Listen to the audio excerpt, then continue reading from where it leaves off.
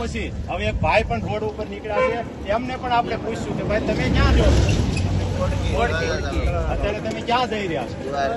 અમારી સાથે તે રોડ ઉપર નીકળ્યા હતા, તેમને અમે ઉભા રાખી અને પૂછી રહ્યા છીએ તમે અત્યારે દ્વારકા જઈ રહ્યા છો, તમે હાલીને જ જાઓ છો? તમે ટુ વ્હીલ લઈને જાઓ? ખૂબ ખૂબ ધન્યવાદ. તમે પણ ટુ વ્હીલ લઈને ત્યાંથી જાઓ. ક્યાં નીકળ્યા ક્યાંથી તમે? ઓકે. અને હજી આવું તમે કેટલાક વર્ષથી જાઓ છો? 3 વર્ષથી જાઓ છો. તમને દ્વારકાધીશનો શું અનુભવ થયો અત્યાર સુધીમાં? તમે આ 3 વર્ષથી થાવ છો તો દ્વારકાધીશ તરફથી તમને કેવો આનંદ આવ્યો, કેવું ઓલું થયું? થોડુંક અમારા ચેનલ વિધિ આપશો, તમને પૂછી છે તમે શું કહેવા માંગો?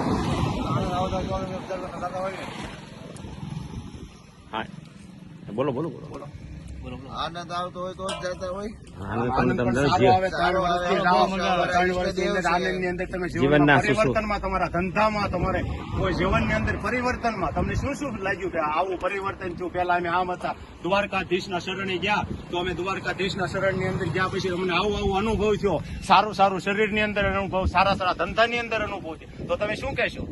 બહુ મજા આવે, દર વર્ષે થાય બહુ મજા આવે. જી સર. અને જીવનનો સારો ફીલ થાય છે, અનુભવ થાય છે. Thank you. ખૂબ ખૂબ ધન્યવાદ. ખૂબ ખૂબ ધન્યવાદ આપને.